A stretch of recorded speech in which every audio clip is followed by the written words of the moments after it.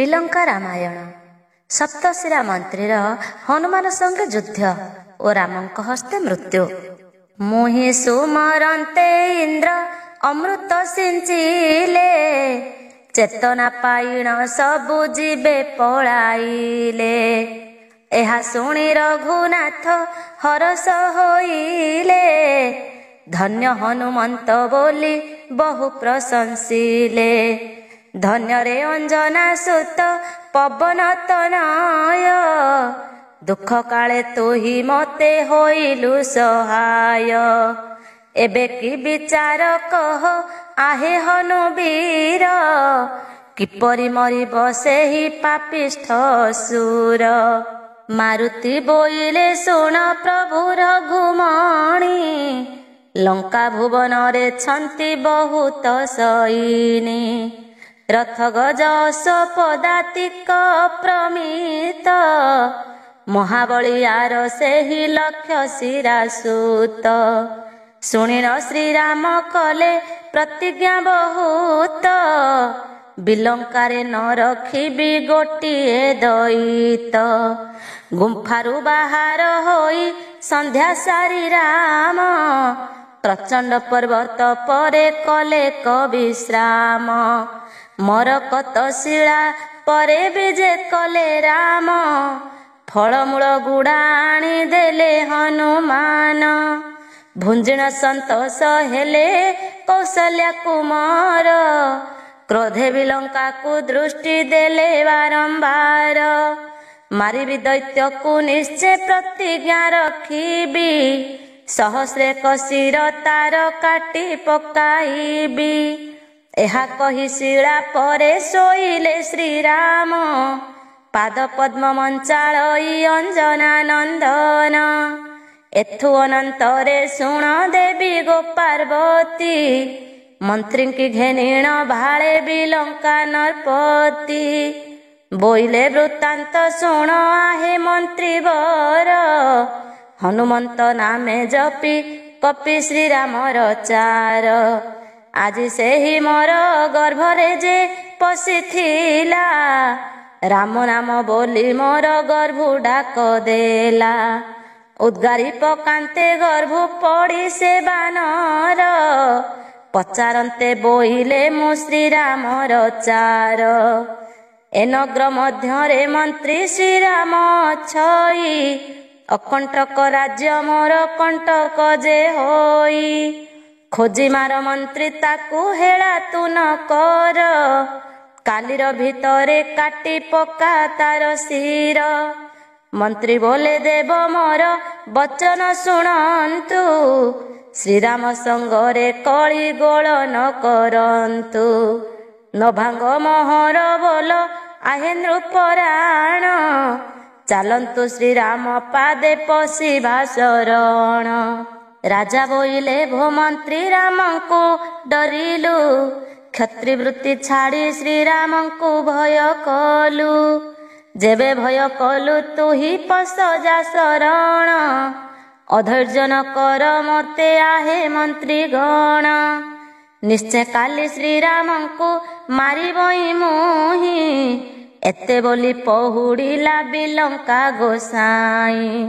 ରାତ୍ର ପାହିଗଲା ଉଦେ ହେଲେ ଦିବାକର, ଦୁନ୍ଦୁଭିନାଦରେ ଚମକିଲା ସୁରପୁର। ଶତ୍ରୁ ଉପଦ୍ରବ ଜାଣି ବିଲଙ୍କା ରାଜନ, ସେଦିନ ପ୍ରଭାତ କାଳୁ ଉଠିଲା ବହନ। ନିତ୍ୟକର୍ମ ସାରି ଆସ୍ଥାନରେ ବିଜେ କଲା, ରାଉତ ମାହୁନ୍ତ ବୀର ଗଣଙ୍କୁ ରାଇଲା। ପାତ୍ର ମିତ୍ର ମନ୍ତ୍ରୀ ଗଣ ହକାରି ପାଶକୁ, ସତଶିରା ପୁତ୍ର ପୁଣି ତ୍ରିଶିରା ଭାଇକୁ। ସମସ୍ତଙ୍କୁ ଚାହିଁ ବୋଲେ ବିଲଙ୍କା ରାଜନ, ଶତ୍ରୁ ଉପଦ୍ରବ ହେଲା ମୋହର ଭୁବନ। ଶ୍ରୀରାମ ନାମରେ ଏକ ବୀର ଆସିଅଛି, ଏ ଅଜେୟ ଗଡ଼ ମଧ୍ୟେ ଗୁପତେ ରହିଛି। ତାକୁ ଦେଖିବାକୁ ମନ ବଳିଛି ମୋହର, କିଏ ମତେ ମାରିଦେବ ରାମ ଧନୁର୍ଦ୍ଧର। ଏହା ଶୁଣି ବୀରମାନେ ପ୍ରତିଜ୍ଞା କରନ୍ତି, ମାରିବୁ ରାମକୁ ଦେବ ନ କର ତୁ ଭୀତି। ଏକ ଜଣ କରେ ସେହି କରିବ ବାକିସ। ରଥ ଗଜ ନାହିଁ ତାର କେବଳ ସାହସ। ଏଥକୁ ନ କର ଭୟ ଆହେ ନୃପମଣି। ଆଜି ନିଶ୍ଚୟ ଶ୍ରୀରାମଙ୍କୁ ମାରିଦେବୁ ଆଣି। ଶୁଣିଲ ନୃପତି ବଡ଼ ହରଷ ହୋଇଲା। ସୈନ୍ୟ ସଜ କର ବୋଲି ମନ୍ତ୍ରୀଙ୍କୁ କହିଲା। ବିଜି ଘୋଷ ଦାଉଣ୍ଡି ଜେଟମକ ନିଶାଣ। ବୀରବାଦ୍ୟ ଶବଦ ଶୁଭଇ ଘନ ଘନ। ରାଉତ ମାହୁନ୍ତ ଯେ ପାଇକ ଫରିକାର। ସୈନ୍ୟ ସେନାପତି ମାନେ ହୋଇଲେ ବାହାର। 7 ଲକ୍ଷ ରଥ 5 ସହସ୍ର ପଦାତି। 11 ସହସ୍ର ବାହାରିଲେ ମତ ହସ୍ତି। 3 ଲକ୍ଷ ଉଦଣ୍ଡ ସେ ସହସ୍ରେକ ଛତ୍ର। 1 ଲକ୍ଷ ମତ ଗଜ ୟୁତେକ ରଥ। ମହାମହାବୀର ମାନେ ହୋଇଲେ ବାହାର। ହାତେ ଧରିଛନ୍ତି ସର୍ତ୍ତ ମୂଷଳ ମୁଦ୍ଗର। କେହି କେହି 80 ପତ୍ର ଗୁରୁ ଯଶା ବେଳି। ଶଲ୍ୟକୁନ୍ତ ଧରି ବାହାରିଲେ ମହାବଳୀ। ଟମକ ନିଶାଣ ଶବ୍ଦ ଶୁଭେ ଘନ ଘନ। ପ୍ରଚଣ୍ଡ ପର୍ବତେ ଥାଇ ଶୁଣିଲେ ଶ୍ରୀରାମ। ଉଠିଣ ହନୁକୁ ଚାହିଁ ବୋଇଲେ ସଧୀରେ। ଟମକ ତ ଶୁଭୁଅଛି ବିଲଙ୍କା ଦେଶରେ। ଆଜି କି ଯୁଦ୍ଧକୁ ଅବା ଆସିବ ରାଜନ। ପର୍ବତ ଉପରେ ଉଠି ଦେଖ ହନୁମାନ। ଏତେ ବୋଲି ସ୍ନାନ କଲେ ପ୍ରଭୁ ରଘୁବୀର। ସନ୍ଧ୍ୟାଦି ନିତ୍ୟ କର୍ମ କରିଣ ସତୋର। ପିତୃତର୍ପଣ କରି ପର୍ବତରେ ବିଜେ। କୋଦଣ୍ଡ ଆବର ସରବେନି ଭୁଜେ ସାଜେ। ଫଳମୂଳ ଭୋଜନ କରନ୍ତି ରଘୁବୀର। ପର୍ବତ ଉପରେ ଚାହିଁ ପବନ କୁମାର। କହୁ କହୁ ଘଡ଼ି ଏକ ଆସି ହେଲା ଦିନ। ବିଲଙ୍କାରୁ ବାହାରିଲେ ଅସୁର ସୈନ୍ୟ। ରଥ ଗଜ ଅଶ ଚଢ଼ି ବୀରେ ମହାବୀରେ। ଆୟୁଧ ମାନଙ୍କୁ ଘେନି ଅଛନ୍ତି ହସ୍ତରେ। ଧାମନ୍ତି ଅସୁରେ ଯେ ଉଠନ୍ତି ଗଜଗାଜି। ଗରଜନ ଘାତେ ମେରୁଗିରି ପଡ଼େ ଭାଜି। ପାଦ ଭରେ ଦଲ ଦଲ ହୁଏ ବସୁନ୍ଧରୀ। ପାତାଳେ କମ୍ପଇ ଯେ ବାସୁକି ଦଣ୍ଡଧାରୀ। ଭୟଙ୍କର ରଡ଼ି ଯେ ଦିଅନ୍ତି ଘନ ଘନ। ଆଷାଢ଼ ମାସରେ ଯେହ୍ନେ ମେଘ ଗରଜନ। ରଥ ଗହଳରେ ଲୁଚି ଗଲେ ଅଂଶୁମାଳି। ଅସ୍ତ୍ର ବୁଲାଇଣ ଧାଉଛନ୍ତି ମହାବଳୀ। 11 ଯୋଜନ ମାଡ଼ି ଯାଉଛନ୍ତି ଥାଟ। ବନଗିରି କନ୍ଦରରେ ତିଳେ ନାହିଁ ବାଟ। ସପ୍ତଶିରା ମନ୍ତ୍ରୀ ତାର ଆଗେ ଆଗୁଆଳି। 14 ଭୁବନେ ଶ୍ରେଷ୍ଠ ଯାହାର ସାବେଳି। ରାଉତ ମାନଙ୍କୁ ଚାହିଁ ବୋଲେ ମନ୍ତ୍ରୀ ଗଣ। ଖୋଜି କରି ମାର ଯହିଁ ଅଛଇ ଶ୍ରୀରାମ। ହେଳା କରି ନ କରିବ ତା ସଙ୍ଗେ ସମର। ବଡ଼ ଯୋଦ୍ଧା ଅଟେ ଜାଣ ସେହି ରଘୁବୀର। ଲଙ୍କାରେ ପଶିଣ ସେହି ମାରିଛି ରାବଣ। ବୁଝି ସୁଝି ତା ସଙ୍ଗରେ ଯୁଝ ବୀର ଗଣ। ଏତେ କହି ମନ୍ତ୍ରୀ ବର ହେଲା ଗୁସାର। ପର୍ବତ ଉପରେ ଥାଇ ଦେଖେ ହନୁବୀର। ଶ୍ରୀରାମଙ୍କୁ ବୋଲେ ଦେବ ବାହାରିଲେ ଦଣ୍ଡ। ସମ୍ଭାଳି ସମର କର ବୀର ମାର ତଣ୍ଡ। ଧନୁଷର ଘେନି ତୁମ୍ଭେ ଥାଅ ଏ ପର୍ବତେ। ମୁହିଁ ଯାଇ ଯୁଦ୍ଧ କରେ ଅସୁରଙ୍କ ସାଥେ। ଏତେ ବୋଲି ହନୁମାନ କାୟା ବିସ୍ତାରିଲା। ପ୍ରଭୁଙ୍କ ଚରଣ ଧରି ଓଳଗି ହୋଇଲା। ଉଠିବ ସେ ହନୁମାନ ସୈନ୍ୟଙ୍କୁ ଦେଖିଣ। ସେଣା ପକ୍ଷୀ ପ୍ରାୟ ବୀର ଉଡ଼ିଲା ଗଗନ। ଧନୁ ହୁଳେ ଗୁଣ ଦେଇ ଶ୍ରୀ ରଘୁନନ୍ଦନ। ସେ ଧନୁକୁ ଧରି ଟଙ୍କାରିଲେ ଘନ ଘନ। ପୃଥିବୀ କମ୍ପିଲା ଧନୁ ଟଙ୍କାର ନାଦରେ, ଚମକି ପଡ଼ିଲେ ଶୁଣିବିରେ ମହାବୀରେ। ସଦବାରି ଯୋଦ୍ଧା ମାନେ ଧାଇଁଲେ ସତରେ, ଶ୍ରୀରାମ ଅଛଇ ଏହି ପର୍ବତ ଉପରେ। ଗଗନ ମାର୍ଗରେ ଉଠି ବୀର ଗଲେ ଧାଇଁ, ସେ ଯାହା ଯୁଦ୍ଧମାନ ଧରିଣ ବୁଲାଇ। ଶ୍ରୀରାମଙ୍କୁ ମାର ବୋଲି ଉଚ୍ଚେ ଡାକ ଦେଲେ, ପ୍ରଚଣ୍ଡ ପର୍ବତ ଚାରିପାରୁ ସେ ବେଢ଼ିଲେ। ରଥ ଥୁଆଇଣ ସପ୍ତଶିରା ମନ୍ତ୍ରୀ ବର, ପର୍ବତ ଉପରେ ଭେଟିଲା କର ରଘୁବୀର। ଡାକିଲାରେ ଧନୁର୍ଦ୍ଧର କେଉଁ ରାଜେ ଘର, ଅଜେୟ ଗଡ଼ରେ କିମ୍ପା ପଶିଲୁ ଆମ୍ଭର। ମୃତ୍ୟୁକୁ ସଙ୍ଗରେ ଘେନି କିମ୍ପା ତୁ ଅଇଲୁ, ଲଙ୍କାରେ ରାବଣ ପ୍ରାୟ ମୋତେ ତୁ ମାରିଲୁ। ଦେଖିବଇ ମୁହିଁ କେଡ଼େ ତୋର ଯୋଦ୍ଧାପଣ, ଘରକୁ କି ଫେରି ଯିବୁ ଘେନି ତୋର ପ୍ରାଣ। ଅସୁରର କଥା ଶୁଣି ହସିଲେ ଶ୍ରୀରାମ, ବୋଇଲେ ବୁଝିବା ଆଜି ତୋର ପରାକ୍ରମ। ପର୍ବତ ବହିଣ ଘୋର ସିନ୍ଧୁକୁ ବାନ୍ଧିଲି, ଲଙ୍କାଗଡ଼ ମଧ୍ୟେ ପଶି ରାବଣ ମାଇଲି। ଶୁଣିଲି ମୁଁ ବିଲଙ୍କାରେ ଅଛି ଏକ ବୀର, ଦେବତାମାନଙ୍କୁ କଷ୍ଟ ଦେଉଛି ଅପାର।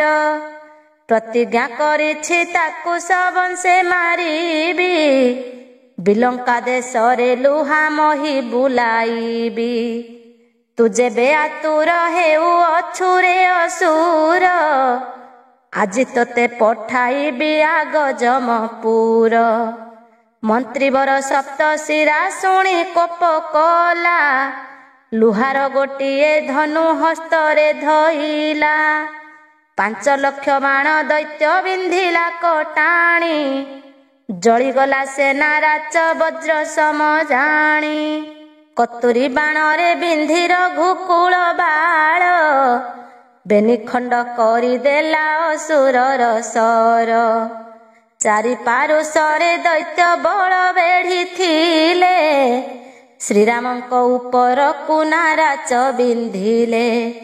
ଲକ୍ଷ ଲକ୍ଷ ଶଲ୍ୟ କୁନ୍ତ ମୁଷଳ ମାରନ୍ତି, ଝିଙ୍କ ପକ୍ଷୀ ପ୍ରାୟ ବାଣ ଶୂନ୍ୟେ ଝଟକନ୍ତି। କକଡ଼ା ମାସରେ ଯେହ୍ନେ ବରଷଇ ନୀର, ସେହି ରୂପେ ଅସ୍ତ୍ର ଶସ୍ତ୍ର ପଡ଼େ ନିରନ୍ତର। ଏକାଳେ ମୁଦ୍ଗର ବାଣ ଚାପେ ବସାଇଲା, କୋପ ଭରେ ସପ୍ତଶିରା ରାମଙ୍କୁ ବିନ୍ଧିଲା। ଦକ୍ଷିଣ ଧାଇଁଲା କ୍ରୋଧେ ପବନ କୁମାର, ଶ୍ରୀରାମଙ୍କୁ ପଛ କରି ହେଲା ଗୁସାର। ସେ ବାଣକୁ ଧରି ହନୁ ଭାଙ୍ଗି ପକାଇଲା, ସପ୍ତଶିରା ଉପରକୁ ଫୋପାଡ଼ିଣ ଦେଲା। ଡେଇଁ ଯାଇ ବାକରେ ଧଇଲା ତାର ଧନୁ, ବଜ୍ର ସମ ବିଧାୟକ ପ୍ରହାରିଲା ହନୁ। ଚରଣ ଆଘାତେ ପୁଣି ଭାଙ୍ଗିଲା ବିମାନ, ଭୂମିରେ ଅଚେତ ହୋଇ ପଡ଼େ ମନ୍ତ୍ରୀଗଣ।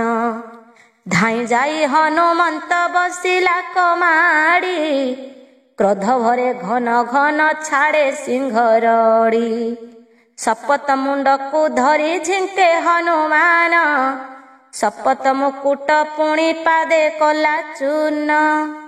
ଘଡ଼ିକ ଉତ୍ତାରୁ ଦୈତ୍ୟ ଚେତନା ପାଇଲା, ହନୁକୁ 14 ଭୁଜେ ଅଣ୍ଡାଳି ଧଇଲା। କାଖ ତଳେ ଜାକି ବୀର ଉଠିଲା ସତରେ, ଲୁହାର ଗୁରୁଜ ଗୋଟା ବୁଲାଇ ହସ୍ତରେ। ରାମଙ୍କ ଉପରେ ତାହା ପ୍ରହାରିଲା ଦୈତ୍ୟ, ଦେଖି ପଛ ଘୁଞ୍ଚା ଦେଲେ ପ୍ରଭୁ ରଘୁନାଥ। ବିନ୍ଧିଲେ କତୁରୀ ବାଣ ଗୁଣରେ ବସାଇ, ଗୁରୁଜ କାଟିଲେ ଦୈତ୍ୟ ହସ୍ତୁ ରଘୁସାଇଁ।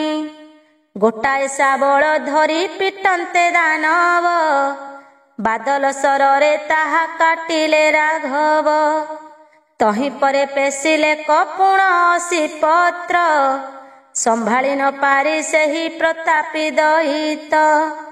ମୁହଁ ମାଡ଼ି ଭୂମି ତଳେ ପଡ଼ିଲା କଜହୁଁ, ବୀରବର ହନୁମାନ ବାହାରିଲା ତହୁଁ। ଦଇତ ପିଠିରେ ହନୁ ବସିଲା କଜାଇ, ବଜ୍ର ସମ ବିଧାୟକ ମାଇଲା ନିଠାଇ। ଘଡ଼ିକରେ ଦୈତ୍ୟ ପୁଣି ଚେତନା ପାଇଲା, କୋପ ଭରେ ମାରୁତି କି ଦରାଣ୍ଡି ଧଇଲା। ରେରେକାର କରି ମାଡ଼ି ବସିଲା ଅସୁର, ମାଲ ସଙ୍ଗେ ମାଲ ଯେହ୍ନେ କରଇ ସମର। ଯେହ୍ନେ ଧରା ଧରି ହୋଇ ସେହୁ ପର୍ବତରେ, ବାହୁ ବାହୁ ଛନ୍ଦା ଛନ୍ଦି ହୋଇବେନି ବୀରେ। ମୁଣ୍ଡେ ମୁଣ୍ଡ ମରା ମରି ହୁଅନ୍ତି ସେ ପୁଣି, ପାଦ ଭରେ ଦଲ ଦଲ ହୁଅଇ ମେଦିନୀ। ବିଧାର ଉପରେ ବିଧା ପ୍ରହାର କରନ୍ତି, ଦୁହେଁ ପୁଣି ଘନ ଘନ ଗର୍ଜନ କରନ୍ତି। ପର୍ବତରୁ ଗଡ଼ି ଯାଇ ସମୁଦ୍ରେ ପଡ଼ିଲେ, ଜଳ ମଧ୍ୟେ ଧରା ଧରି ହୋଇ ଯୁଦ୍ଧ କଲେ। ଶ୍ରୀରାମଙ୍କୁ ଦୈତ୍ୟ ବଳ ଅଛନ୍ତି ବେଢ଼ିଣ, ଘୋର ଯୁଦ୍ଧ କରୁଛନ୍ତି ଜାନକୀ ରମଣ। ବାଣାଘାତେ ନିଶାଚର ପଡ଼ିଲେ ଭୂମିରେ, ମୃତ ଶବ ଗଦା ହେଲା ପର୍ବତ ଆକାରେ। ପାଶୁପତ ବାଣ ବିନ୍ଧିଲେ କର ଘୁମଣି, 30 ସହସ୍ର ମୁଣ୍ଡ ପକାଇଲା ହାଣି। ଛିଣ୍ଡା ମୁଣ୍ଡ ଯାକ ସବୁ ପଡ଼ିଲା ଭୂମିରେ, କୁଢ଼ କୁଢ଼ ହୋଇ ଦିଶେ ପର୍ବତ ଆକାରେ। ଭୟ ରଣ ଛାଡ଼ି ତହୁଁ ପଳାଇଲେ ସୈନ୍ୟ, ଗୋଡ଼ାଇ ବିନ୍ଧନ୍ତି ବାଣ ଶ୍ରୀ ରଘୁନନ୍ଦନ। ହନୁକୁ ଘେନିଣ ଦୈତ୍ୟ ସମୁଦ୍ରେ ପଡ଼ିଲା, ଅସୁରକୁ ଘେନି ହନୁ ଗଗନେ ଉଡ଼ିଲା। ଗଗନ ମାର୍ଗରେ ଦୁହେଁ କଲେ ଘୋର ରଣ, ପର୍ବତ କନ୍ଧରା ଭାଙ୍ଗି ହୋଇଲା କଚୂର୍ଣ୍ଣ। ମହାବଳିୟାର ଦୁହେଁ ସମର କରନ୍ତି, ଜେସନେକ ସିଂହ ସିଂହ ଯୁଦ୍ଧ କରୁଛନ୍ତି। ହସ୍ତି ସଙ୍ଗେ ହସ୍ତି ଯେହ୍ନେ କରଇ ସମର, ମହାଗୋଳ ଲାଗିଲା ସେ ପର୍ବତ ଉପର। ହନୁକୁ ପୁଣି ଦୈତ୍ୟ ଆକ୍ରୋଶି ଧଇଲା, ପ୍ରଚଣ୍ଡ ପର୍ବତ ପରେ ନେଇ କଚାଡ଼ିଲା। ଅଚେତନ ହୋଇ ହନୁ ପଡ଼ିଲା ପର୍ବତେ, ରାମଙ୍କ ପାଖକୁ ଦୈତ୍ୟ ଧାଇଁଲା ତୁରିତେ। ଘଡ଼ିକରେ ହନୁମନ୍ତ ଚେତନା ପାଇଲା, କାହିଁ ଗଲୁ ଅସୁରରେ ବୋଲି ଡାକ ଦେଲା। ପୁଣି ଲୁହା ଗଦା ଘେନି ଅସୁର ଧାଇଁଲା, ଆରେ ରେ ବାନର ବୋଲି ଉଚ୍ଚେ ଡାକ ଦେଲା। ହନୁମାନ ଉପରେ ତା ପିଟିଲା ନିଠାଇ, ଦେଖି ପକ୍ଷୀ ପରି ହନୁ ଶୂନ୍ୟରେ ଉଡ଼ଇ। ବିଜୁଳି ପରାଏ ପୁଣ ଗଗନୁ ଖସିଲା, ସପ୍ତଶିରା ଅସୁରକୁ ଚାପୋଡ଼େ ମାଇଲା। ବେନି ଖଣ୍ଡ କରି ଗଦା ପକାଇଲା ଭାଙ୍ଗି, ରେରେକାର କରି ହନୁ ଉଠି ଗଳ ଗାଜି। କ୍ରୋଧରେ ହନୁକୁ ପୁଣି ଆକ୍ରୋଶି ଧଇଲା, ପ୍ରଚଣ୍ଡ ପର୍ବତ ପରି ମାଡ଼ିଣ ବସିଲା। ବଜ୍ର ସମ ମୁଥା ଏକ ମାଇଲା ଅସୁର, ପାଏ ଘୁମାଇଲା ତହିଁ କପି କୂଳ ବୀର। ଘଡ଼ିକ ଉତ୍ତାରେ ପୁଣି ପାଇଲା ଚେତନା, ମନେ ମନେ ଶ୍ରୀରାମଙ୍କୁ କରେ ସୁମରଣା। ରାମ ରାମ କହି ବେଗେ ଉଠି ହନୁ ବୀର, ଡେଇଁ ଯାଇ ବସିଲା ସେ ପର୍ବତ ଉପର। ଅତି କ୍ରୋଧ ବିଶ୍ୱମୂର୍ତ୍ତି ଧରି ହନୁମାନ, ଚଉପାଶେ ଅସୁରକୁ କରେ ଅନ୍ୱେଷଣ। ଖୋଜି ଖୋଜି ନ ପାଇଲା ପବନର ସୁତ, ଉଚ୍ଚେ ଡାକ ଦେଲା କେଣେ ଗଲୁ ରେ ଦହିତ। କ୍ରୋଧ ଭରେ ଉପାଡ଼ିଲା ଏକ ଗିରିବର, ରହ ରହ ବୋଲି ଡାକ ଦେଲେ ରଘୁବୀର। କୋଦଣ୍ଡେ ପୁରାଇ ବାଣ ରଘୁକୁଳ ସାଇ, ଅସୁରର ଉପରକୁ ବିନ୍ଧିଲେ ତୁହାଇ।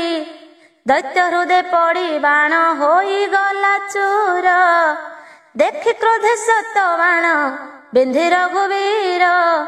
ବେଗେ କାଟି ପକାଇଲେ ଦଇତର ମୁଣ୍ଡ, 7 ଗୋଟା ମୁଣ୍ଡ ତାର ହେଲା ଖଣ୍ଡ ଖଣ୍ଡ।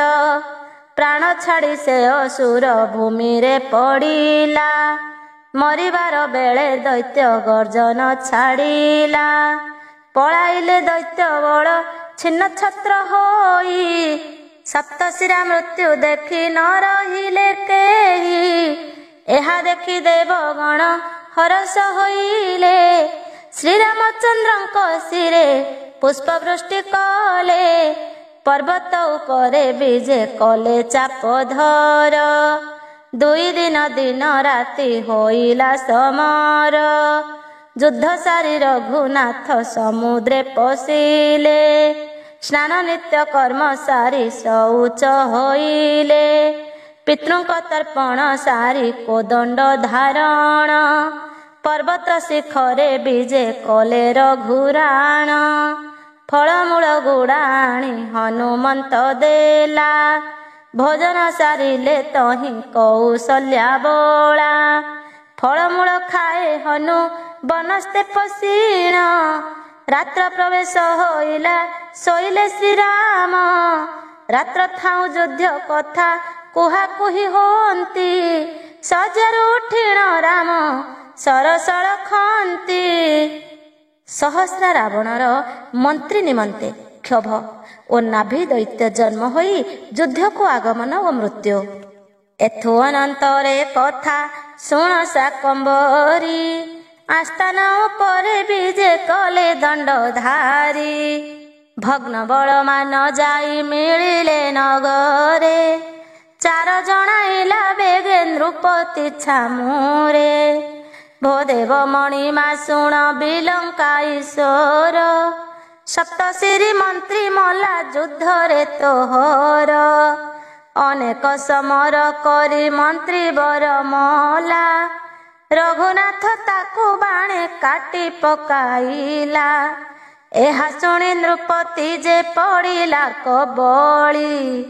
ହାହା ମନ୍ତ୍ରୀ ବର ବୋଲି ଛାଡ଼ଇବ ବାଳି।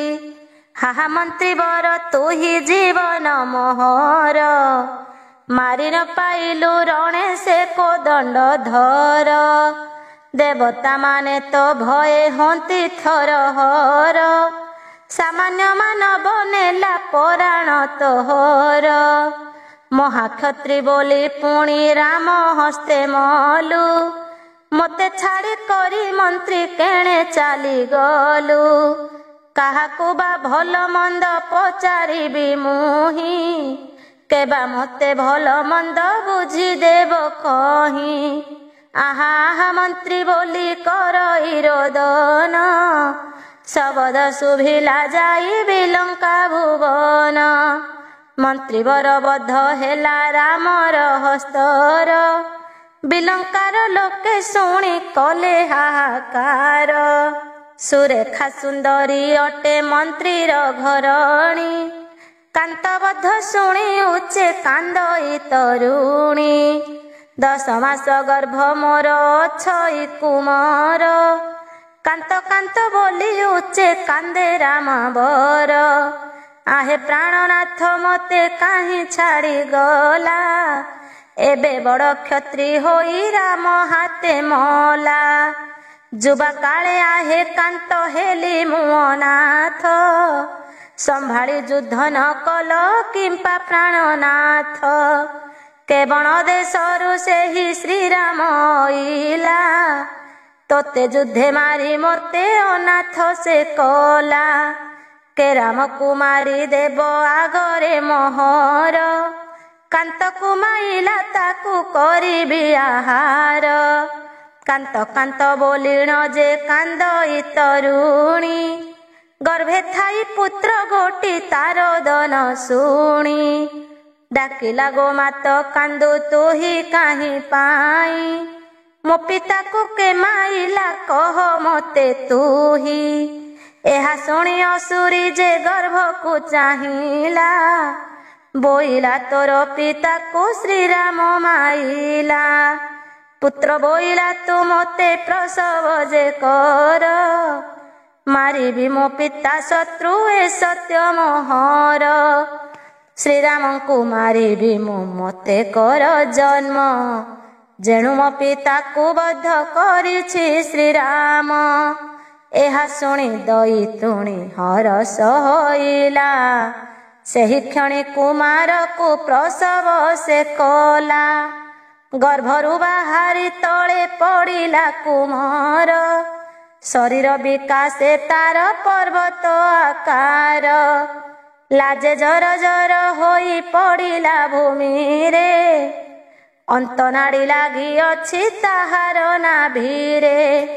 ମାତାକୁ ବୋଇଲା କହ ରାମ ଅଛି କାହିଁ। ଆଗେ ମୁହିଁ ପିତା ଶତ୍ରୁ ମାରି ଆସେ ଯାଇ। ସୁରେଖା ବୋଇଲା ଅଛି ପ୍ରଚଣ୍ଡ ପର୍ବତେ। କାଲି ଯୁଦ୍ଧେ ତୋ ପିତାକୁ ମାରିଲା ସହସ୍ତେ। ଯେବେ ଶ୍ରୀରାମକୁ ତୁ ହିଁ ମାରିବୁ ସନ୍ତତି। ଚାରି ଯୁଗରେ ଆରେ ପୁତ୍ର ରଖିବୁ କିରତି। ପୁତ୍ର ବୋଇଲା ଗୋମାତ ଦିଅ ମୋର ନାମ। ଭୋକ ଲାଗୁଅଛି ମୋତେ କରା କ୍ଷୀର ପାନ। ଏହା ଶୁଣି ଜନନୀ ଯେ ଧଇଲା କୋଳରେ। ବେନିସ୍ତନ ନେଇ ଦେଲା ପୁତ୍ରର ମୁଖରେ। କ୍ଷୀର ପାଇ ଅସୁର ଯେ ହେଲା ମହାକୋପୀ। କହୁ କହୁ ଶିର ଗଲା ଗଗନକୁ ବ୍ୟାପି। ମାତାକୁ ବୋଇଲା ବେଗେ ଦିଅ ମୋର ନାମ। ନାଭି ନାଡ଼ି ଗୁଡ଼ିଆଇ ବାନ୍ଧେ କଟି ରେଣ। ଏହା ଦେଖି ଜନନୀ ଯେ ହରଷ ହୋଇଲା। ସ୍ନେହ ନାଭି ଦୈତ୍ୟ ବୋଲି ନାମ ତାର ଦେଲା। ମାତା ପାଦ ତଳେ ନମସ୍କାର କଲା ଯାଇ। ବୋଇଲା କଲ୍ୟାଣ କର ଗର୍ଭଧାରୀ ମାଇ। ମାରିବି ରାମକୁ ଆଜି ଦିଅ ମୋତେ ବର। ଜନନୀ ବୋଇଲା ଶୁଭ ହେଉରେ କୁମାର। ପିତା ଶତ୍ରୁ ମାରି କରି ଆସ ତୁ ବହନ। ଶୁଣି ହରଷିତ ହେଲା ନାଭି ଦୈତ୍ୟ ମନ। ରାତି ପାହି ଗଲା ଉଦେ ହେଲେ ଦିନକର। ବିଲଙ୍କାରୁ ଦୈତ୍ୟ ଯେ ହୋଇଲା ବାହାର। ଗଗନ ମାର୍ଗରେ ଉଡ଼ି ଆସଇ ସେ ବୀର। ଏଥୁ ଅନନ୍ତରେ ଦେବୀ ପାର୍ବତୀ ଗୋଶୁଣ। ରାତ୍ର ପ୍ରଭାତରୁ ଉଠି ପ୍ରଭୁର ଘୁରାଣ। ସମୁଦ୍ରରେ ପଶି ସ୍ନାନ ନିତ୍ୟ କର୍ମ କଲେ। ତର୍ପଣ ସାରିଣ ରାମ ପର୍ବତେ ବସିଲେ। ସ୍ୱାଦୁ ଫଳ ଖୋଜି ଆଣି ହନୁ ନେଇ ଦେଲା। ନିଶ୍ଚିନ୍ତେ ଭୋଜନ କଲେ କୌଶଲ୍ୟାଙ୍କ ବଳା। ହନୁକୁ ବୋଲନ୍ତି ପୁଣି ପ୍ରଭୁ ରଘୁବୀର।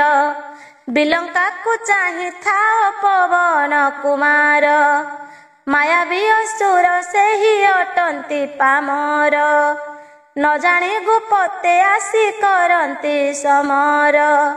ଶୁଣି ବିଲଙ୍କାକୁ ଚାହିଁ ଦେଲା ହନୁମାନ।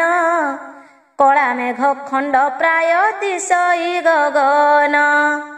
ହନୁ ବୋଲେ ଶୂନ୍ୟ ବିଷେ କଳା ଚାହିଁ ପାଇ। ମାୟାବୀ ଅସୁର କିମ୍ବା ଗୋପତେ ଆସଇ। ଏହା ଶୁଣି ଆକାଶକୁ ଚାହିଁଲେ ଶ୍ରୀରାମ। ଅସୁରକୁ ଚିହ୍ନି ପାରି ପ୍ରଭୁ ରଘୁନାନ। ହନୁକୁ ବୋଇଲେ ନିଶ୍ଚୟ ଅଟେ ଅସୁର। ସମ୍ଭାଳି ଯୁଝରେ ବାବୁ ପବନ କୁମାର। ଏହା ଶୁଣି ହନୁମନ୍ତ ଶୂନ୍ୟ ଦେଲା ଚାହିଁ। ଦେଖିଲା ଏକଇ ଦୈତ୍ୟ ଗଗନେ ଆସଇ। କହୁଁ କହୁଁ ଅସୁର ଯେ ଶୂନ୍ୟରୁ ଖସିଲା। ପ୍ରଚଣ୍ଡ ପର୍ବତ ପରେ ପାଟି ବିସ୍ତାରିଲା। ଦେଖିଲା ପର୍ବତ ପରେ ଅଛନ୍ତି ଶ୍ରୀରାମ। ଶ୍ରୀରାମ ସନ୍ନିଧେ ଅଛି ବୀର ହନୁମାନ। ଦେଖି ତାଙ୍କୁ କୋପ ଭରେ ଗର୍ଜଇ ଅସୁର। ବୋଇଲା ପିତାଙ୍କୁ କିମ୍ପା ମାଇଲୁ ମୋହର। ମୁହିଁ ନାଭି ଦୈତ୍ୟ ସପ୍ତ ଶିରାର କୁମାର। ଆଜ ଦୁହିଁକି ମୁଁ ପଠାଇବି ଯମ ଘର। ଶ୍ରୀରାମ ବୋଇଲେ କିମ୍ପା ହେଉଛୁ ଛନ୍ନ। ପିତା ସଙ୍ଗେ ଭେଟ କରାଇବି ଆଜ ଦିନ। ଏହା ଶୁଣି ସେ ଅସୁର କୋପେ ପର ଜଳି ରାମ ହନୁ ସହ ପର୍ବତ ଦେଲା ଗିଳି ଦନ୍ତେ ଉପାଡ଼ିଣ ଛିଣ୍ଡାଇଣ ଗିରିବର ପର୍ବତ ପଡ଼ିଲା ଯାଇ ଅସୁର ଗର୍ଭର ରାମ ହନୁ ସହିତରେ ଗର୍ଭରେ ପଡ଼ିଲେ ଶ୍ରବଣ ବାଟରେ ହନୁ ବାହାର ହୋଇଲେ ଦେଖିଲା ଶ୍ରୀରାମଚନ୍ଦ୍ର ନାହାନ୍ତି ସେଠାରେ ପର୍ବତ ସହ ଯାଇ ଅଛନ୍ତି ଗର୍ଭରେ ରାମଙ୍କୁ ନ ଦେଖି ହନୁ ବିକଳ ହୋଇଲା ନାସା ବାଟେ ପୁଣି ଦୈତ୍ୟ ଗର୍ଭରେ ପଶିଲା ଗର୍ଭେ ଖୋଜି ହନୁମାନ ରାମଙ୍କୁ ପାଇଲା ଶ୍ରବଣ ଦୁଆରେ ପୁଣି ବାହାର ହୋଇଲା ଶ୍ରୀରାମଙ୍କୁ ଘେନି ହନୁ ପଡ଼ିଲା ଶୂନ୍ୟରେ ଦରାଣ୍ଡଇ ନାଭି ଦୈତ୍ୟ ଖୋଳଇ ଭୂମିରେ ବିଚାରେ ମୁଁ ରାମ ବାନରକୁ ନାଶ କଲି ପିତାର ଶତ୍ରୁକୁ ମାରି କିରତି ରଖିଲି ଏବେ ମୁହଁ ସ୍ୱର୍ଗପୁର ଭାଙ୍ଗି ବଇଁ ଯାଇ ଦେବତାଙ୍କୁ ଆଣିବି ଯେ ଗର୍ଭରେ ପୁରାଇ ଏତେ ବୋଲି ଦୈତ୍ୟ ବୀର ଉଠିଲା ଗଗନେ ଅସୁରକୁ ଦେଖି ଭୟ କଲେ ଦେବଗଣେ ଡାକିଲେ ରକ୍ଷା କର ଆହେ ରଘୁବୀର ଆଜି ଏହି ସ୍ୱର୍ଗପୁର ଭାଙ୍ଗିଲା ଅସୁର ଦେବତା ମାନଙ୍କୁ ନିଶ୍ଚୟ ଅସୁର ଗିଳିବ ଯେବେ ରକ୍ଷା କରି ନ ପାରିବ ହେ ରାଘବ ହନୁମନ୍ତ ବୋଲେ ଶୁଣ ପ୍ରଭୁ ରଘୁନାଥ ସ୍ୱର୍ଗ ଭୁବନକୁ ଏବେ ଧାଇଁଲା ଦୈତ୍ୟ ଏହା ଶୁଣି ଧାଇଁଲେ ସେ କୋଦଣ୍ଡ ଧାରଣ କାୟା ବିସ୍ତାରୀ ଅସୁର କରଇ ଗମନ ଏହା ଦେଖି ରଘୁନାଥ ମହାକୋପ କଲେ ଧନୁ ଧରି ରାମ ସ୍ୱର୍ଗ ପଥ ନିରୋଧିଲେ ସରଦୃଷ୍ଟି କଲେ ଦେବ ଜାନକୀ ରମଣ ଶେଷର ଘୋଟିଲା ଯାଇ ଆକାଶ ଭୁବନ ସାତ ତାଳ ସ୍ଥଳରେ ଏକ ବନ୍ଧ ହେଲା ପ୍ରତାପୀ ଅସୁର ବୀର ଯାଇ ନ ପାରିଲା ସରବନ୍ଧ ଦେଖି ଦୈତ୍ୟ ମନେ ବିଚାରିଲା କେହୁ ଆସି ଗଗନରେ ବାଟ ନିରୋଧିଲା ଲେଉଟି ଚାହିଁଲା ଦୈତ୍ୟ ଅଛନ୍ତି ଶ୍ରୀରାମ ଧନୁ ଧରି ଅନୁକ୍ଷଣେ ବିନ୍ଧୁଛନ୍ତି ବାଣ ଗଗନରେ ଉଡୁଅଛି ପବନ କୁମର ଦେଖି ତାଙ୍କୁ ଧାଇଁଲା ସେ ପ୍ରତାପୀ ଅସୁର କାୟା ବିସ୍ତାରିଲା ଦୈତ୍ୟ 70 ଯୋଜନ ଏହା ଦେଖି ଚମତ୍କାର ହେଲା ହନୁମାନ ରାମ ନାମ ବୋଲି ମନେ ସୁମରଣା କଲା 30 ଯୋଜନ ଯାଏ କାୟା ବିସ୍ତାରିଲା ଦୁଇ ବୀର ଶୂନ୍ୟ ମାର୍ଗେ ଧରା ଧରି ହୋଇ ପଡ଼ିଲେ ସମୁଦ୍ର ଜଳ ମଧ୍ୟେ ଦୁଇ ଯାଇ ଦେଖି ରତ୍ନାକର ଭୟ ହେଲା ଥରହର ଡାକିଲା ମୋତେ ରଖ କୌଶଲ୍ୟା କୁମର ବେନି ବୀର ସମୁଦ୍ରର ଜଳରେ ପଡ଼ିଲେ ଦୁହେଁ ମିଶି ଘୋର ଯୁଦ୍ଧ ଜଳ ମଧ୍ୟେ କଲେ ହନୁକୁ ଧରିଣ ସେହି ପ୍ରତାପୀ ଅସୁର କୋଳେ ଭିଡ଼ି ଧରି ବେଗେ ଉଠିଲା ଶୂନ୍ୟର ରାମଚନ୍ଦ୍ର ନିକଟକୁ ଆସିଲା କଧାଇ ଦକ୍ଷିଣ କୋଦଣ୍ଡ ଧର ପ୍ରଭୁ ରଘୁସାଇ 5 ଲକ୍ଷ ବାଣ କୋପେ ବିନ୍ଧିଲେ ରାଘବ ପାଟି ବିସ୍ତାରିଣ ଗିଳି ଦେଲା ସେ ଦାନବ ତାହା ଦେଖି କୋପ କଲେ ପ୍ରଭୁ ରଘୁମଣି ପୁଣି ସହସ୍ରେକ ବାଣ ବିନ୍ଧିଲେ କୋଟାଣି ଅସୁର ଉପରେ ପଡ଼ି ସର ହେଲା ଚୂନ ପାଶୁପଦ ବାଣ ପୁଣି ବିନ୍ଧିଲେ ଶ୍ରୀରାମ ତିଳ ଚୋପା ପରମାଣେ ଅଙ୍ଗେ ନ ଭେଦିଲା ଉପୁଡ଼ିଣ ବାଣ ସବୁ ଭୂମିରେ ପଡ଼ିଲା ଜ୍ୱାଳା ବଳି ବାଣ ବିନ୍ଧିଲେ ରଘୁବୀର ହାବୁଡ଼ା ନାରାଚ କୋପେ କଲେ ପ୍ରହାର ଅସୁର ଅଙ୍ଗରେ ବାଣ ପଡ଼ିଲା କଯାଇ ସେ ଆଘାତେ ଦୈତ୍ୟ ବୀର ପଡ଼ିଲା ଘୁମାଇ ହନୁକୁ ଆକ୍ରୋଶୀ ବୀର ବଳେ ଧରିଥିଲା ଉପାୟ ପାଇଣ ହନୁ ବାହାର ହୋଇଲା। ଅସୁର ଉପରେ ମାଡ଼ିବ ସେ ହନୁମନ୍ତ, ପଡ଼ି କରେ ଚେତନା ସେ ପାଇଣ ଦଇତ। ମାଡ଼ି ନ ବସିଲା ପୁଣି ହନୁକୁ ଅସୁର, ଦରାଣ୍ଡି ଧଇଲା ଅସୁରକୁ ହନୁ ବୀର। ମହାଘୋର ଯୁଦ୍ଧ କଲେ ତହିଁ ବୀର ବେନି, ପଦାଘାତେ ଦଲ ଦଲ ହୋଇଲା ମେଦିନୀ। ଯେଉଁ ପର୍ବତ ମାନ ପାରୁଷରେ ଥିଲା, ତାଙ୍କ ପାଦ ଲାଗି ସବୁ ଧୂଳି ହୋଇଗଲା। ତର୍ଜନ୍ତି ଗର୍ଜନ୍ତି ନାଦେ କମ୍ପେ ବସୁମତୀ, ଦେଖିଣ ଯେ ଭୟ କଲେ ରଘୁକୁଳ ମଣି। ଅପସରିଆଡ଼ ହୋଇଗଲେ ରଘୁମଣି, ବେନିବୀର କୋପ ଭରେ କରନ୍ତି ସମର। ଭୟ କମ୍ପମାନ ହେଲେ ଦେବ ସୁନାସିର, ପାତାଳେ କମ୍ପିଲା ଭୟେ ବାସୁକି ଯେ ଓହି। ହସ୍ତି ସଙ୍ଗେ ହସ୍ତି ଯେହ୍ନେ ସମର କରଇ, ବନସ୍ତରେ ବେନି ସିଂହ ଯେ ସନେ ଯୁଝନ୍ତି। ସେହିପରି ବେନି ବୀର ସମର କରନ୍ତି। ଦକ୍ଷିଣ ଦେବତା ମାନେ ହେଲେ କମ୍ପମାନ, ଧନ୍ୟ ଧନ୍ୟ ବୀର ତୁମ୍ଭେ ଅଟ ବେନି ଜନ। ଧନ୍ୟ ଧନ୍ୟ ହନୁମନ୍ତ ବୋଲି ପ୍ରଶଂସିଲେ, ଦେବତା ମାନଙ୍କ କାର୍ଯ୍ୟ କରିବୁ ବୋଇଲେ। ଭୟଙ୍କର ସମର ଲାଗିଲା 2 ଦିନ, କ୍ଷଣେ ମାତ୍ର ସେ ଦୁହିଁଙ୍କ ନାହିଁ ଯେ ବିଶ୍ରାମ। ବଦନ୍ତି ଈଶ୍ୱର ଶୁଣ ଶୁଣ ଗୋ ପାର୍ବତୀ, ଦକ୍ଷିଣ ଦେବତା ମାନେ କଲେ ବଡ଼ ଭୀତି। କୋପ ଭରେ ଦଇତକୁ ଧରି ହନୁ ବୀର, ମାଡ଼ି ନ ବସିଲା କ୍ରୋଧେ ପର୍ବତ ଉପର। ବାମ କରେ ଗିରିକି ଉପାଡ଼ି ପକାଇଲା, ଦଇତକୁ ଧରିଣ ସେ ପର୍ବତେ ପୋତିଲା। ଅନେକ ପର୍ବତ ପୁଣି ଉପାଡ଼ିଲା ବୀର, କୋପ ଭରେ ଲଦିଲା ସେ ଅସୁର ଉପର। ନୀଳଗିରି ପାହାଡ଼କୁ ହନୁ ଯେ ଆଣିଲା, ସେ ପ୍ରତାପୀ ଦୈତ୍ୟ ପରେ ଆଣି କଚାଡ଼ିଲା। ପୁଣି ଯାଇ ହନୁମନ୍ତ ପର୍ବତ ଆଣଇ, 500 ପର୍ବତ ମୁଣ୍ଡେ ଅଛି ବହି। ଲାଙ୍ଗୁଡ଼େ ବାନ୍ଧିଛି ବୀର 10ଟା ପର୍ବତ, ବେନି ହସ୍ତେ ଧରି ଅଛି ଗିରି 200। ରୁମ କରେ ଗୋଟି ଗୋଟି ଖଞ୍ଜି ଅଛି ସେହି, ମହାବିଶ୍ୱ ମୂର୍ତ୍ତି ଧରି ଗିରି ଆଣି ବହି। ଶ୍ରୀରାମଙ୍କୁ କନ୍ଧରେ ବସାଇ ହନୁମାନ, କାୟା ବଢ଼ାଇଛି ବୀର 7 ଯୋଜନ। ଗିରି ତଳେ ନିଶ୍ଚିନ୍ତରେ ରହିଲା ଅସୁର, ଚର୍ଜି ନ ପାରିଲା ସପ୍ତଶିରାର କୁମର। ଦେଖି କରି ଦେବଗଣ କଲେ ଧନ୍ୟ ଧନ୍ୟ, ଶ୍ରୀରାମ କାର୍ଯ୍ୟକୁ ବାତୁ ଏକାହେ ଭାଜନ। ନାଭି ଦୈତ୍ୟର ମୃତ୍ୟୁ, ସୁରେଖା ଅସୁରୀର ମାୟା ରୂପ ଧାରଣ।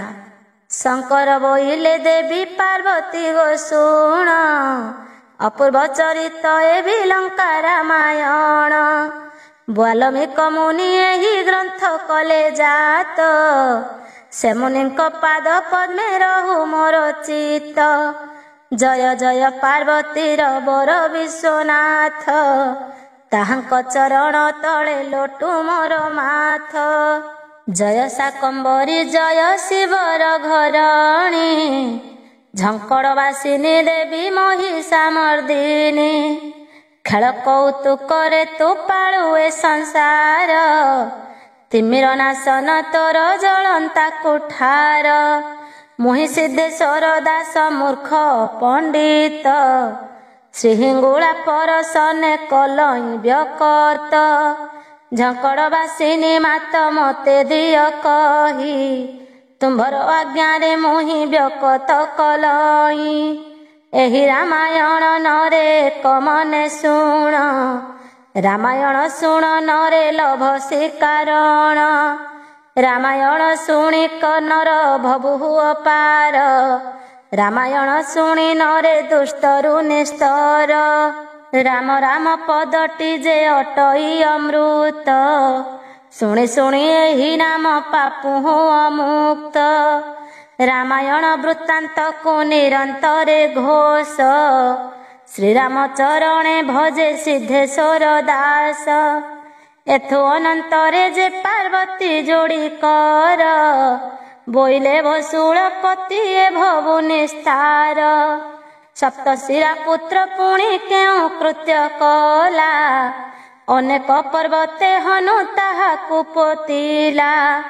ବଦନ୍ତି ଈଶ୍ୱର ପୁଣି ଶୁଣ ଗୋ ପାର୍ବତୀ, ପର୍ବତ ଉପରେ ମାଡ଼ି ବସିଲା ମାରୁତି। 3 ଦିନ ଯାଏ ଗିରି ତଳରେ ରହିଲା, ସୁରେଖା ଅସୁରୀ ମନ ମଧ୍ୟ ବିଚାରିଲା। ପୁତ୍ର ମୋର ରାମ ସଙ୍ଗେ ଯୁଝିବାକୁ ଗଲା, ମଲା କି ଜିଇଲା ଅବା ରାମକୁ ମାଇଲା। ତାହାର ବାରତା କିଛି ନ ପାଇଲି ମୁହିଁ, ଏତେ ଭାଳି ଅର୍ଦ୍ଧରାତ୍ରେ ବାହାରିଲା ସେହି। ଉତ୍ତର ଦୁଆର ଦେଇ ଆସିଲା ସୁନ୍ଦରୀ, ନାଭି ଦୈତ୍ୟ ବୋଲି ଉଚ୍ଚେ ଡାକିଲା ଅସୁରୀ। ବୋଇଲାରେ ନନ୍ଦନ ତୁ କେଉଁ ଆଡ଼େ ଗଲୁ, କିଅ ବା ପୁତ୍ରରେ ରାମଚନ୍ଦ୍ରଙ୍କୁ ମାଇଲୁ। କିଅ ବା ସେ ରାମ ହସ୍ତେ ମଲୁରେ କୁମର, କିଛି ମାତ୍ର ନ ପାଇଲି ବାରତା ତୋହର। ପୁତ୍ର ପୁତ୍ର ବୋଲି ଡାକ ଛାଡ଼େ ଉଚ୍ଚ ସ୍ୱରେ, ଶବଦ ଶୁଭିଲା ଯାଇ ନନ୍ଦନ କନରେ। ମାତା ଡାକ ଶୁଣି ଶିଶୁ ଚେତନା ପାଇଲା, ଜନନୀ ଡାକୁଛି ବୋଲି ମନରେ ଜାଣିଲା। ଅଙ୍ଗୁଳି ହଲାଇ ଦେଲା ନିଜ ବାଉଳାରେ, ପର୍ବତେ ପଡ଼ିଲା ଯାଇ ବନସ୍ଥ ଭିତରେ। ସମ୍ଭାଳି ନ ପାରି ସେ ପବନର ଯେ ଗବଳା, ପର୍ବତ ସଙ୍ଗରେ ଯାଇ ସମୁଦ୍ରେ ପଡ଼ିଲା। ହୁଙ୍କାର କରିଣ ଦୈତ୍ୟ ବାହାର ହୋଇଲା, କାହିଁ ଗଲୁ ଆରେ ରାମ ବୋଲିଣ ବୋଇଲା। ଦେଖିଲା ତା ପାଶେ ନାହିଁ ବୀର ହନୁମନ୍ତ, ଶ୍ରୀରାମଙ୍କ ଆଗେ ଯାଇ ମିଳିଲା ଦଇତ। ଖରତର ହୋଇ ଧନୁ ଧରି ରଘୁମଣି, 5 ଲକ୍ଷ ବାଣ କୋପେ ବିନ୍ଧିଲେ କଟାଣି। ଅସୁର ଅଙ୍ଗରେ ପଡ଼ି ହୋଇଲା କଚୁର, 7 କୋଟି ବାଣ ଯେ ବିନ୍ଧିଲେ ରଘୁବୀର। ପାଟି ବିସ୍ତାରିଣ ତାହା ଗିଳି ଦେଲା ଦୈତ୍ୟ, ଲକ୍ଷେ ବାଣ ବିନ୍ଧିଲେ କପୁଣି ରଘୁନାଥ। 2 ହାତେ ଧରି ତାହା ଭାଙ୍ଗିଲା ଅସୁର, ଦେଖି ଚମତ୍କାର ହେଲେ ପ୍ରଭୁ ରଘୁବୀର। ଅତ୍ୟନ୍ତ ବିସ୍ମୟ ହୋଇ ରଘୁକୁଳପତି, କି କରିବି ବୋଲି ମନେ ବିଚାର କରନ୍ତି। କତୁରୀ ବାଣେ କପୁଣି ବସାଇ ଗୁଣରେ, କ୍ରୋଧ ଭରେ ପ୍ରହାରିଲେ ଅସୁର ଉପରେ। ରୁଦ୍ର ଶକ୍ତି ବ୍ରହ୍ମ ଶକ୍ତି ବଜ୍ର ଶକ୍ତି ଶର, ଜ୍ୱାଳାବଳୀ ପାଶୁପତ ପରଶୁ କୁଠାର।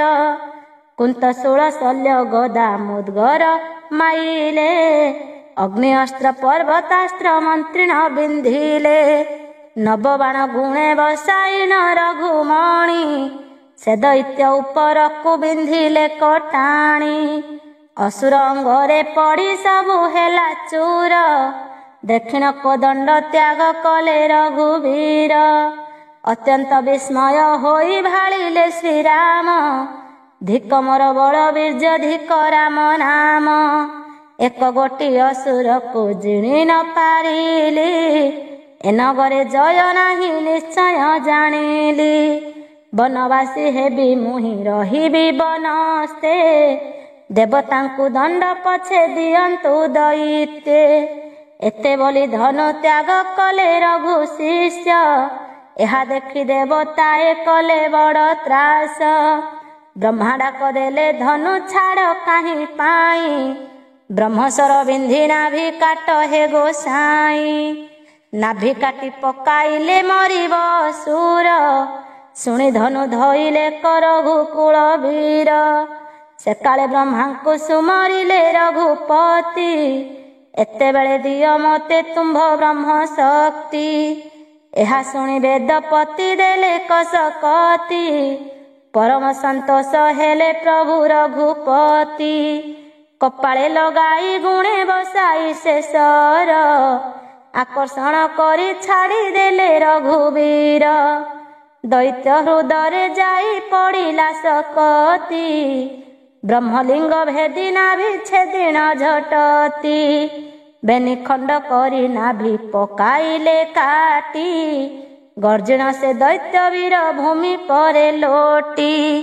समुद्र भितरे जाई पड़िला असुर, प्राण छाड़ी पड़िला से पर्वत आकार। दक्षिण देवता माने हरस होइले, धन्य धन्य राम बोली बहु प्रशंसिले। आकाशरु पुष्प वृष्टि कले देवगण, अपसरा नृत्य कले आनंद होइण। असुर कुमारी राम पर्वत को गले, युद्ध परिश्रम पाई स्नान सारिले। तर्पण सारिले से कोदंड धारण, फलमूल आनिदेले वीर हनुमान। भोजन सारिण शोइले से रघुवीर, एमंत समय शुणान समाचार। शंकर बोइले देवी पार्वती गो शुण, मारिबार बेले दैत्य कलाक गर्जन। बिलंकारे थाई शब्द असुरी जानिला, पुत्र मोर युद्धे मला मनरे जानिला। उच्च स्वरे कांदी कांदी गला से असुरी, समर भूमि रे जाई मिलिला सुंदरी। पर्वत प्राय कतही पड़ी नंदन, एहा देखी असुरी जे करई रोदन। आरे आरे पुत्र बोली पड़िला भूमि रे, दैतुणी भुज दुई मारई हृदरे। पुत्र को से कोल करी करई रोदन, अनाथ करिण मते गलु रे नंदन। अपुत्रिक कष्ट तू ही किंपा देलु मते, 10 मास गर्भे मुझे धरी थिली तोते। कोड़े दिने तोते न धरिली रे कुमार, सिंह छुआ होई मलु श्रुगाल हस्तर। कि करिबी पुत्र काहू पाइबी रे तोते, अनाथ करिण पुत्र छाड़ी गलु मते। अनेक रोदन कला से ही दैतुणी, देखिला पर्वत परे छंती रघुमणि। बोइला मो पुत्र कुए करिछि संहार, उपाय रे घेनिबी मो जीवन एहार। एमंत विचारी मने सुरेखा असुरी, कपटे होइला से ही अपूर्व सुंदरी। स्वर्ग अपसरी प्राय दिशिला सुंदर, अंगे आभरण कला नाना अलंकार। जुड़ार उपरे पुष्प गभा से खोसिला, मंडली आकारे बेणी जटा को बांधिला। सीमंते कुंतल खंजे कपाळे सिंदूर, चंदन बिंदुए देला तथिर उपर। नासा अग्रे दोसरी जे बसणी खंजिला, कनरे ताटंक पत्र जोड़ा एक देला। दोसरी मुकुता माला खंजिला गଳାରେ, पदक लंबाई देला तथिर उपरे। कुचरे कांचला दृढ़े कला कबंधन, बाहुरे जे बाजू बंध हस्तरे कंकण। 10 अंगुष्ठी रे 10 मुद्रिका खंजिला, सुझिन पतनी शाढ़ी परिधान कला। चित्रमेघी पाट उपराण देला परे, बाजणी नुपुर बजा खंजिला पୟରେ। रंभा तहु 2 गुण दिशिला सुंदर, अंचल उहाड़ी चाले होई धीर धीर। पर्वत उपरे से उठिला कजाई, ଯେଉଁଠାରେ ବସିଛନ୍ତି ପ୍ରଭୁ ରଘୁସାଇ। ବୃକ୍ଷ ମୂଳେ ଶୋଇଛନ୍ତି ପ୍ରଭୁ ରଘୁବୀର, ହନୁମନ୍ତ ବସି ଧୀରେ ଚାପଇ ପୟର।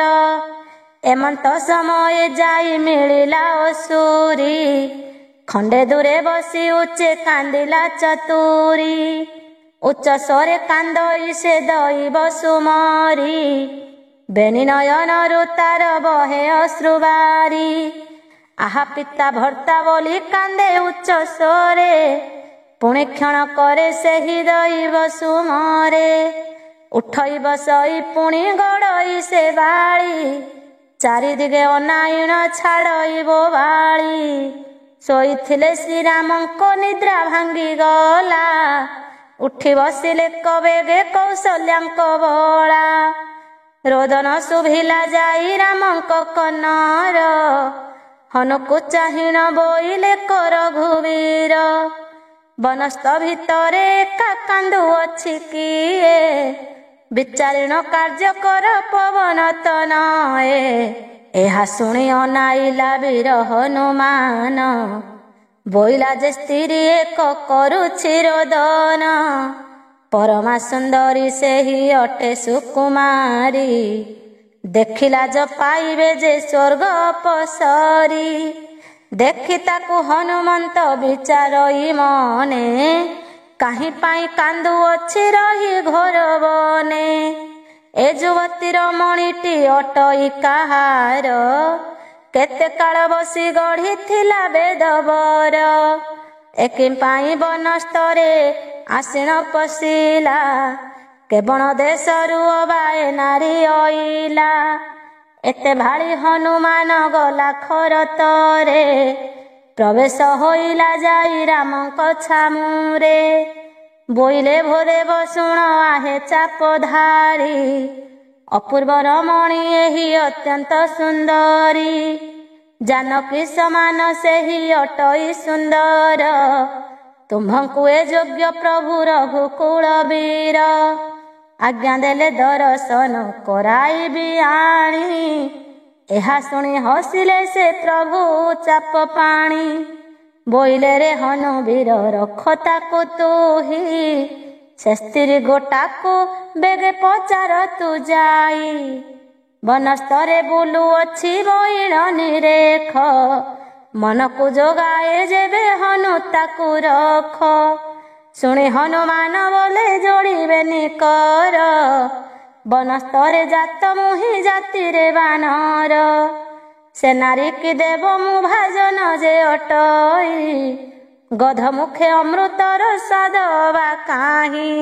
ତୁମ୍ଭ ଯୋଗ୍ୟ ଅଟେ ପ୍ରଭୁ ସେ ରମଣୀ ବର, ଦାସୀ କରି ରଖ ତାକୁ ପ୍ରଭୁ ରଘୁବୀର।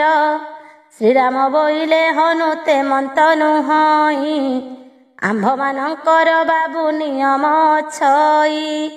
ନିୟମ କରାଇ ଅଛି ଜନକର ଝିଅ, କୁଳଦୀପ ସାକ୍ଷୀ କରି ଛୁଆଇଲା ଦେହ। ଯେତେ ଦିନ ଯାଏ ବାବୁ ଜୀବନରେ ଥିବୁ, ଜାନକୀର ବିନୁ ଅନ୍ୟ ଅଙ୍ଗନ ଛୁଇଁବୁ। ପଚାରତା ଜାତି ଗୋତ୍ର କାହାର ନନ୍ଦିନୀ, କାହିଁ ଯିବ ଏକା କିମ୍ପା ହେଲା ସେ କାମିନୀ। ଏ ବନସ୍ତେ ବସି କିମ୍ପା କରଇ ରୋଦନ, ବେଗେ ବୁଝି ଆସ ବାବୁ ପବନ ନନ୍ଦନ। ଶୁଣି ହନୁମାନ ଧୀରେ ଧୀରେ ଚଳିଗଲା, ସେ ଯୁବତୀ ନିକଟରେ ପ୍ରବେଶ ହୋଇଲା। ପଚାରଇ ହନୁମାନ ଶୁଣରେ ସୁନ୍ଦରୀ, ଏ ଘୋର ବନସ୍ତେ କିମ୍ପା କାନ୍ଦୁରେ ଚତୁରୀ। କାହୁଁ ତୁ ଅଇଲୁ କହ ଯିବୁ ଅବା କାହିଁ, ଏ ଯୁବା କାଳରେ ବନେ ପଶିଲୁ କିମ୍ପାଇଁ। କାହିଁ ବା ତୋହର ଘର କାହାର ତୁ ନାରୀ, କେବଳ ରାଜାର ହାତେ ଅଟୁ ତୁ କୁମାରୀ। ଏକା ହୋଇ କରି କିମ୍ପା ବନସ୍ତେ ପଶିଲୁ, ସତ କହ ସୁନ୍ଦରୀ ଗୋ କାହୁଁ ତୁ ଅଇଲୁ। ଏହା ଶୁଣି ସୁନ୍ଦରୀ ଯେ ବୋଲଇ ବଚନ, ବାବୁ ଘର ମୋର ଜାଣ ପୁଣ୍ୟ ନାମେ ବନ। ତାରକା ବୋଲିଣ ମୋର ଅଟଇ ଯେ ପିତା, ସୁରସେନ ବୋଲି ମୋର ଅଟେ ନିଜ ଭ୍ରାତା। ଶତ୍ରୁ ଆସି ମୋ ପିତାର ରାଜ ଧ୍ୱଂସ କଲା, ପିତା ମାତା ଭ୍ରାତା ମୋର ସମସ୍ତ ମାଇଲା। ଗୋଟିଏ ମାତ୍ର ନ ରଖିଲା ସେ ଯେ ଜୀବନେ, ତେଣୁ ଏକା ହୋଇ ମୋହି ବୁଲେ ଘୋର ବନେ। ସଖା ସହୋଦର ବାବୁ ମୋର କେହି ନାହିଁ, ଆଉ ଏ କଥା ବାବୁ ତୁ ଶୁଣ ମନ ଦେଇ। ଜାନକୀ ନାମରେ ଥିଲା ଜନକ ନନ୍ଦିନୀ, ପିତା ଘରେ ସଖା ହୋଇଥିଲୁ ଆମ୍ଭେ ବେନି। ଅଯୋଧ୍ୟା ଯିବାକୁ ମୁହିଁ ଖୋଜୁଅଛି ପଥ, ସଖା ସହୋଦର ନାହିଁ ନାହିଁ ମୋର ନାଥ। କେନେଇଣ ଅଯୋଧ୍ୟାରେ ମୋତେ ବା ଛାଡ଼ିବ, ଏତେ ବୋଲି ଉଚ୍ଚେ କାନ୍ଦେ ସୁମରି ଦଇବ। କହୁଁ କହୁଁ ଉଚ୍ଚ ସ୍ୱରେ କାନ୍ଦେ ଘନ ଘନ, ନ କାନ୍ଦ ବୋଲି ବୋଲେ ହନୁମାନ। ଜାନକୀ ଦେବୀଙ୍କ କାନ୍ତ ଅଟନ୍ତି ଶ୍ରୀରାମ, ବିଲଙ୍କାକୁ ଆସିଛନ୍ତି ମାରିବେ ରାବଣ। ଏବେ ସବୁ ଚିନ୍ତା ମନୁ ଛାଡ଼ସି ଗୋ ମାଏ, ଅଯୋଧ୍ୟାକୁ ଘେନି ଯିବେ ରଘୁକୁଳ ରାଏ। ଏହା ଶୁଣି ସେ ସୁନ୍ଦରୀ ରୋଦନ ଛାଡ଼ିଲା, ହନୁମନ୍ତ ଆଗେ ବେନି କରକୁ ଯୋଡ଼ିଲା। ବୋଇଲାରେ ବାବୁ ମୋତେ ଅନୁଗ୍ରହ କରି, ଦର୍ଶନ କରାଅ ନେଇ ଜନକ କୁମାରୀ। ହନୁମାନ ବୋଲେ ତୁ ଗନୁ ହସିଆର ତ, ବାରତା କହେ ମୁଁ ଯାଇ ରାମଙ୍କ ଗ୍ରତ। ଏତେ କହି ହନୁମାନ ବେଗେ ଚଳିଗଲା, ଶ୍ରୀରାମ ଅଗ୍ରତେ ବେନି କରକୁ ଯୋଡ଼ିଲା। ବୋଇଲା ଭୋଦେବ ଆହେ ଶୁଣ ରଘୁନାଥ, ଏହି ସ୍ତ୍ରୀ ଗୋଟିଏ ଅଟେ ଜାନକୀ ସଙ୍ଗାତ। ପୁଣ୍ୟ ବଳେ ଏହା ଘର ଅଟେ ଅନ୍ୟଥା, ଜାନକୀ ସଙ୍ଗାତ ବୋଲି ବୋଲେ ବନିତା। ଅଯୋଧ୍ୟାକୁ ଯିବା ପାଇଁ ପଥ ଖୋଜେ ନାରୀ, ଏହା ଶୁଣି ଆନନ୍ଦିତ ହେଲେ ଚାପଧାରୀ। ବୁଝି କରି କାର୍ଯ୍ୟ କର ପବନ ତନୟ, ଗୌରବ କରି ଏହି ପର୍ବତେ ରଖାଅ। ଶୁଣିନ ହରଷ ହେଲା ପବନ କୁମର, ଶ୍ରୀରାମଙ୍କ ପାଦ ପଦ୍ମେ କଲା ନମସ୍କାର। ସେ ସୁନ୍ଦରୀ ନିକଟକୁ ବେଗେ ଚଳିଗଲା, ଆସ ଗୋ ସୁନ୍ଦରୀ ଶ୍ରୀରାମଙ୍କ ଆଜ୍ଞା ହେଲା। ହନୁମନ୍ତ କଥା ଶୁଣି ଉଠିଲା ସୁନ୍ଦରୀ, ପର୍ବତରେ ଧୀରେ ଧୀରେ ଚାଲଇ ଅସୁରୀ। ଗୁମ୍ଫା ମଧ୍ୟରେ ରହିଛନ୍ତି ଶ୍ରୀ ରଘୁନନ୍ଦନ, ଅସୁରୀ କି ପର୍ବତରେ ରଖି ହନୁମାନ। ଫଳମୂଳ ଆଣି ତାକୁ ଖାଇବାକୁ ଦେଲା, ଆନନ୍ଦରେ ସେ ଅସୁରୀ ବସିଣ ଭୁଞ୍ଜିଲା। ସୁରେଖା ହନୁମାନଙ୍କୁ ଗିଳି ସହସ୍ରା ରାବଣର ପାଶରେ ଉଦ୍ଗାରଣ କରିବା, ହନୁମାନ ଦ୍ୱାରା ରାଣୀମାନଙ୍କର ନାଶା କର୍ଣ୍ଣଛେଦନ। ଏଥୁ ଅନ୍ତେ ଯାହା ହେଲା ଶୁଣ ଗୋ ପାର୍ବତୀ, ସନ୍ଧ୍ୟାବେଳ ଗଡ଼ିଗଲା ହୋଇଗଲା ରାତି। ସନ୍ଧ୍ୟା ନିତ୍ୟ କର୍ମ ସାରି ସେ କୋଦଣ୍ଡ ଧର, ବିଶ୍ରାମ କଲେ କଯାଇ ପର୍ବତ ଉପର। ପାର୍ବତୀଙ୍କୁ କହୁଛନ୍ତି ପ୍ରଭୁ ତ୍ରିଲୋଚନ, ରାତ୍ରରେ ଅସୁରୀ ବସି କରେ ଅନୁମାନ। କେମନ୍ତେ ରାମଙ୍କୁ ଆଜ ଗିଳିବ ଭାବିଲା, ମୋର ପୁତ୍ର କାନ୍ତକୁ ଏ ଶ୍ରୀରାମ ମାଇଲା। ପ୍ରଥମେ ଗିଳିବ ମୁହିଁ ହନୁମନ୍ତ ବୀର, ଏମନ୍ତ ଅସୁରୀ ମନେ କଲା କବିଚାର। ହନୁମନ୍ତ ବୀରକୁ ଯେ ପାଖକୁ ଡାକିଲା, ଗୁପତ କରିଣ ସେହି ହନୁକୁ କହିଲା। ତୋତେ ଦେଖି କରି ବଡ଼ ଶରଧା ମୋହର, ମୋହର ସଙ୍ଗତେ ତୁହି ରସ କ୍ରୀଡ଼ା କର। ନବଯୁବା ନାରୀ ମୁହିଁ ବଳିଲା ମୋ ଆସ, ହନୁମନ୍ତ ବୀର ମୋତେ ନ କର ନିରାଶ। ତୁ ମୋତେ ନିରାଶ ଯେବେ କରିବୁ ମାରୁତି, ସାପ ମୁହିଁ ଦେବି ତୋତେ ପବନ ସନ୍ତତି। ଶୁଣିଣ ହନୁର ଅଙ୍ଗ କମ୍ପେ ଥରହର, ବିଲଙ୍କା ଅସୁରୀ ଏହି ଜାଣି ହନୁ ବୀର। ବୋଇଲା କୋମଳ ବାକେ ଶୁଣ ଗୋ ତରୁଣୀ, ସୀତା ସଙ୍ଗା ତୁଣି ତୁମ୍ଭେ ଆମ୍ଭ ଠାକୁରାଣୀ। ଅନୀତି ବଚନ ତୁମ୍ଭେ କହୁଛ କେଶନେ, ଶୁଣିନ ସନ୍ଦେହ ହାଦେ ହେଉଛି ମୋ ମନେ। ଜାନକୀ ସଙ୍ଗାତ ନୋହୁ ଅଟୁ ତୁ ଅସୁରୀ, କପଟରେ ଆସିଅଛୁ ମାୟା ରୂପ ଧରି। ଶୁଣିଣ ଅସୁରୀ ଅଙ୍ଗ କମ୍ପେ ଥରହର, ଜାଣିଲା ଗୁପତ କଥା ନିଶ୍ଚେ ହନୁ ବୀର। ଏତେ ଭାଳି ଦଇ ତୁଣି ପାଟି ବିସ୍ତାରିଲା, ହନୁକୁ ଧରିଣ ବଳେ ଗର୍ଭକୁ ଖେପିଲା। କେଡ଼େ ବଡ଼ ବୀରକୁ ସେ ଅସୁରୀ ଗିଳିଲା, तक्षण से पर्वत को बेगे पलाइला बिलंका नगरे जाई मिलिला असुरी जो स्थाने विजे करिछंती दंडधारी राजांकर आगरे से असुरी बोलई मोहर कांत कुमारी थिला रघुसाई आबर माइला शिशु पुत्र को मोहर तू राम कुमारी न पारिलु नृपवर माया रूप धरिण मु सेठाबकु गली हनुमंत वीर को मु गर्भरे भरिली एका राम रहिला से पर्वत उपर पारिले राम को जाई मार नृपवर एहा शुणी नृपवर हरस होइला हनुमंत को तू जेबे गिलिलु बोइला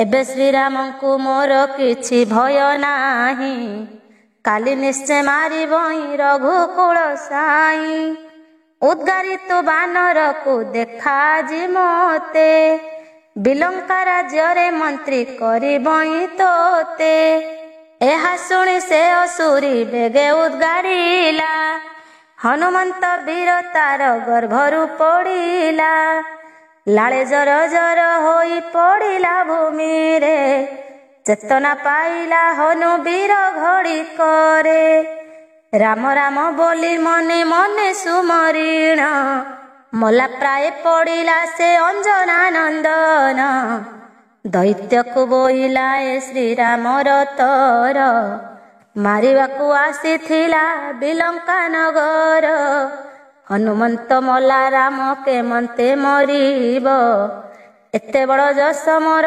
केमंते होइब एहा शुणी योद्धा माने प्रतिज्ञा जे कले किंपाई भो देव एते भाड़ुछ बोइले दियो बेगे आज्ञा देव मारिबु श्रीराम एका जन को किंपाई डरुछ राजन शुणिन त्रिशिरा दैत्य सभारे बोलई राम को इतर तुम्भे न मण हो केही जे मारिछि लंकापुरे विश्रवा कुमार बालिकी माइला पुणी मारी एक सर ताहाकु इतर प्राय न मण राजन अमर अटर एही वीर हनुमान।